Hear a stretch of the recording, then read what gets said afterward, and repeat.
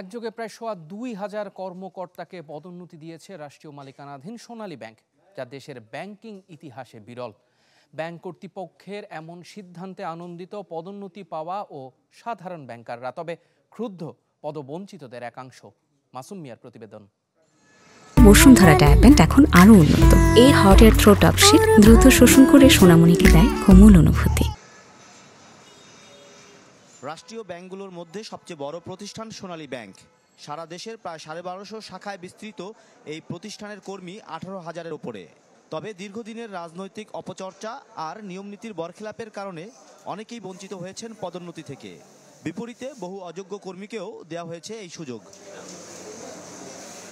তবে পরিবর্তিত বাস্তবতায় অতীতের সব রেকর্ড ভেঙে একযোগে ২,১৭৪ জন কর্মকর্তাকে বিশেষ বিবেচনায় পদোন্নতি দিয়েছে কর্তৃপক্ষ, যা দেশের ব্যাংকিং ইতিহাসে বিরল।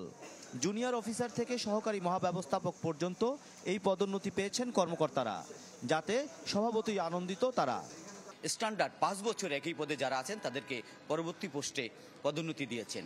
এটা আসলে সোনালী ব্যাংকের ইতিহাসে এক বড় পদোন্নতি। কোন অর্গানোগ্রামের মাধ্যমে এই প্রক্রিয়া এবং আগামীতে যেন কেউ বঞ্চিত না হয় সেই ব্যবস্থা তারা করবেন, আমাদেরকে আশ্বস্ত করেছেন।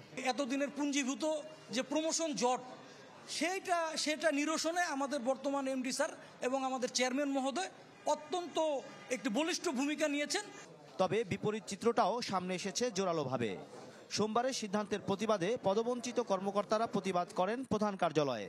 তাদের অভিযোগ, পদোন্নতি দেওয়ার ক্ষেত্রে বৈষম্যের শিকার হয়েছেন তথ্য প্রযুক্তি বিভাগের কর্মকর্তারা। দাবি করেন তাদেরও দ্রুত পদোন্নতি দেওয়ার।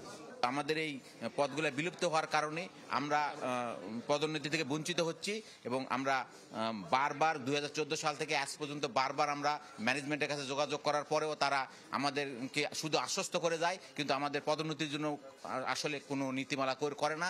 যে ২০১০ সালে জয়েন করে এখন পর্যন্ত সে ১৫ বছরে একটা প্রমোশন পাইছে। এইটাই হচ্ছে যে এই বৈষম্য শিকার আমরা, এই শিকারটা আমরা চাই যে নিরসন চাই আর কি। ১৪ সাল থেকে ঘুরতেছি এবং সবসময় একই কথা সব ম্যানেজমেন্ট বলে, দেখছি।